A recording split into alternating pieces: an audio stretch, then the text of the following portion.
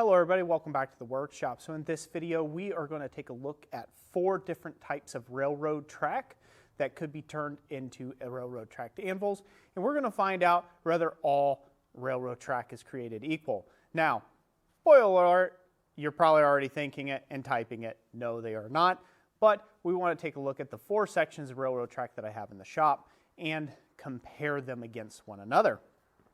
So what I have right now is I've actually got setting up already. I've got a piece of real train track rail. This is a modern version of rail track, and I'm going to actually test the hardness of the surface here. I've cleaned all the oxides off and got it all polished down nicely, so hopefully we'll be able to see some real nice close-up results of that. Then right next to it, to the left of it here, as I'm looking at it, I've actually got a piece of wrought iron rail track instead. So this is a piece of wrought iron rail track. Obviously you would say, well, wrought iron, it's going to be soft. It's not going to be as hard as the modern train track equivalent, and I would be inclined to agree. Right next to that, we have what I have been told is a mining car track, rail track. So I don't know if it's for mining cars or not, but it's definitely small and short and truncated. I do not know how old this track is. This was, again, all this is scrap stuff that I have acquired over the years. And then finally, we're going to have this unknown bit of track as well. That is, again, it is smaller than the regular rail track, but I don't know where they would actually use this track at. There's no identifying markers with it, other than the fact that it has 2 holes in the side of the track itself. So these are the 4 tracks that we are going to test out.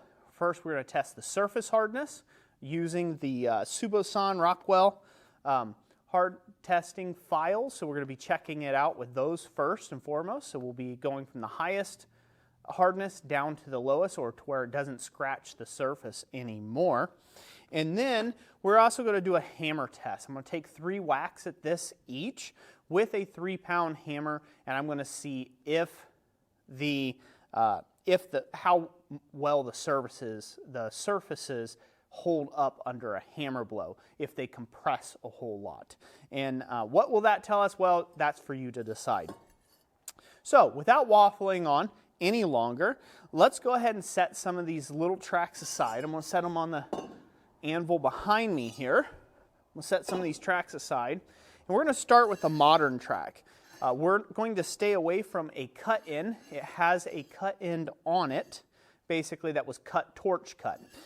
I've cut the other end, which is saw cut, so it was kept cool with oil, so that shouldn't affect the temper or any of the hardness that should be in this track. So we're going to go ahead and start. Again, I did my best to take and polish the surface up so we can see the scratch marks. Hopefully we will have a lot of really nice scratch marks on here, or the lack thereof once we get down to the lower grits. So we're going to start with the Subosan 65 Rockwell HRC. We're going to start all the way to the right, and that bites and digs right away. I mean, you could hear it crunch right into it. So 65 Rockwell. It's obviously softer than 60 Rockwell. We're going to use 60 HRC. And it kind of, yeah, it still bites. There was one area that it kind of slipped on, but it still bites pretty hard there. We're going to go to 55 Rockwell. And that I'm trying to push pretty hard. So at 55, we're starting to skate. So I would assume that at 50, that's going to be a different story. So I'm going to go to 50 Rockwell. And it still puts on a scratch out here towards the edge, but on top, it's not touching the center portion. The center portion, it's not touching, but out towards the edge, it is definitely still biting a little bit. So we'll go down to 45 Rockwell, and I think that's where we'll call it. Again, up here, there's nothing in the middle of the track, and there's not really anything at the side. So I would say it's between 45 and 50 Rockwell HRC. So that's the modern track. Let's set that one aside, shall we? Find a place to put it. I don't have enough hands or anvils. All right, we're going to go to this next old section of track. Again, I don't know what this track's made of. I have no clue. This is a shorter version. I believe it's a more modern track. We're going to try the 65 HRC. Start there. Of course, that scratches right away. 60 HRC. Scratches. 55. It's not touching the top surface again, but it is biting out towards the edge. It is getting a little bite there on the edge. 50 Rockwell. Nothing there. And mostly nothing there. So I would say that one's sitting in right around 50 Rockwell. We'll go ahead and drop down to 45 again. Yeah, it's got just a tiny bit of bite in little areas, but not consistent across the whole thing. So there you go. So again, this one checks out roughly about the same as the other rail track anvil. And again, if you can't see this in the video, I've set the cameras up the best I can to hopefully be able to illustrate this to you. If you can't really see it that well, I'm sorry, but it's as close as I can do without doing some macros on it. But again, so there you go. I think that's a modern rail because it checks out like the other one. Again, it's shorter and it's got holes in it. I don't know what that means. I'm not a railroad engineer. For somebody who is a railroad engineer out there, I'd love to hear from you. All right, so now we're going to go ahead and set up the piece of wrought iron track. This one's going to be interesting, and this one's probably the one that I'm most interested in, is this wrought iron railroad track. Try to shift this in such a way that the camera can see it here. Set this other one off to the side. Boom. So I'm interested in this one to see if there's enough work hardening that takes place on the surface to do anything, really, do any justice. So we're going to go ahead and start the 65 Rockwell. Oh yeah, it bites enough to move the whole thing. We're going to go 60. Yep, it definitely bites at 60. Go 55. Bites at 55, really easy. 50 Rockwell. And it's still biting at 50 Rockwell. We're going to do 45. Still bites at 45 Rockwell. And then 40. This is as low as it goes. And it still bites at 40 Rockwell. So that thing's dead soft even after decades of it being, you know, maybe 100 years or better of that thing being ridden on. So as you can see, hopefully you guys can see some of the grain structure that's in this piece. There's definitely a lot of grain. Hopefully everybody can see that. It's a pretty neat, the amount of grain that's in this piece.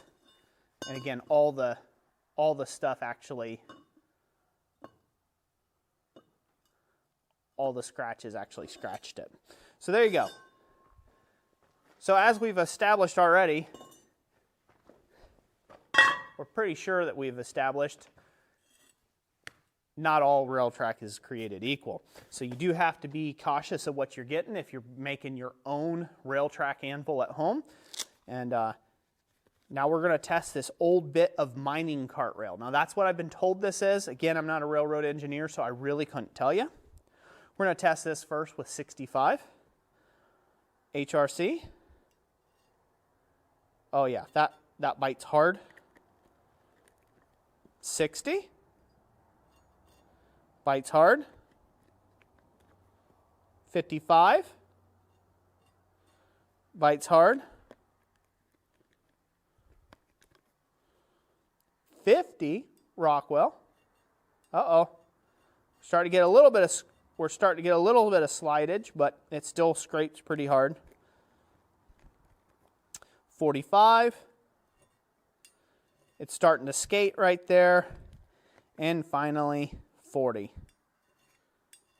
And you know what? It just really depends on the area, but they're both biting pretty hard. So that mining cart rail has no real hardness in it whatsoever, or at least it's lower than the C scale on the Rockwell hardness testing. So enough of that testing. Now let me grab a 3-pound hammer real quick.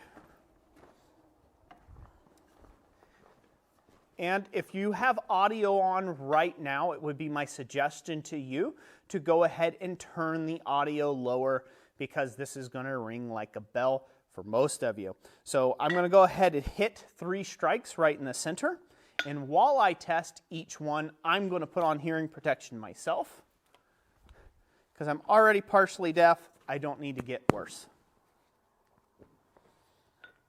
Okay, and here we go. 1, 2, 3.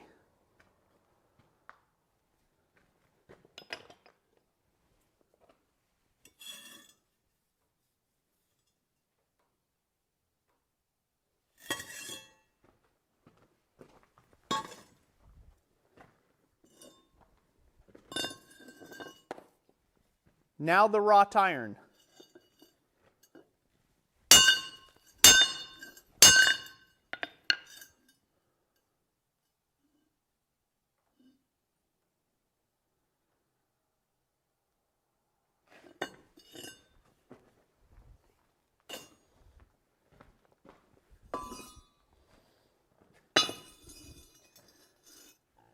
Now the modern track, short.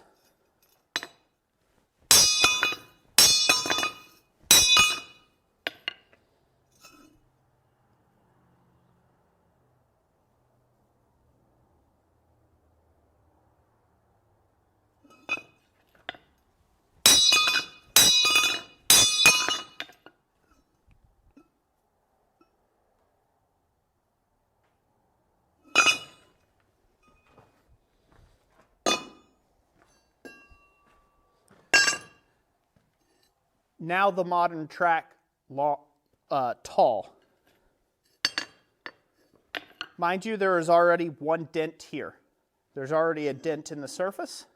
There. So I want to aim out here towards the edge.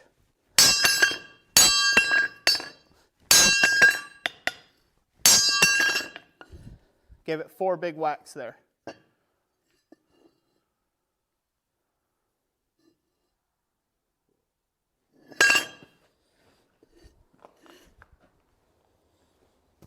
Alrighty, now you can crank up your audio. Set that back here. Alrighty, what have we learned in this video? Well, I think I've clearly illustrated that not all track is created the same or equal, but also I've also illustrated that if you're working with modern railroad track, there is good odds that you will have something that is fairly hardened on the surface, at least, the very, very surface. As you get to the edges, it gets softer. As you get to the middle, it's a lot more tough and resilient to hammer blows. Now, how deep does that go? It is basically a skin leveled deep. When I cut this piece of rail track, I had no problem with a bandsaw cutting it from the bottom of the track all the way up to the surface, up where it has basically been peened over, or capped over by years of a train rolling over it. I had no problem until I got to the surface, and then it wanted to skate like a file, and it did not want to take and actually cut. So keep that in mind, that is just skin deep. Rail track was never hardened. It's not meant to be a hardened piece. It's meant to flex and bend, or resist flexing and bending, but it is meant to give under the, the constant abuse of a train going over it. They would not want a hardened piece of track out there and a train roll over it and cycle it back and forth until it breaks, right? So they don't harden these. I don't know if they temper them from the factory, but there's no hardening done. They probably do a post-treatment to them to make sure that the grain structure is somewhat uniform, and that's about it. So the only hardness this gets is because of the work hardening of the train going over it multiple times. You would work harden too if, a train were to run over your fleshy bits with a couple 100-ton cars like for 20 years, right? You might work harden too, or be ground to oblivion. So that's it for today. Thank you guys for watching this video. I hope you learned something. Again, I just illustrated this here, and you know, we may try to actually harden a railroad track, a train track, and see if we can harden it and turn it into a proper little anvil at some point in time. If this video gets 1,000 likes, I will see about me and Thomas actually doing that and taking the process to be able to try to actually harden one of these and turn it into a proper anvil. So remember to leave a like, comment down below what you thought, and if you are a train engineer out there and you know more about track, please share your information, and it all helps the blacksmithing community at large. Without further ado, God bless each and every last one of you, and thank you to all the channel members who make this possible.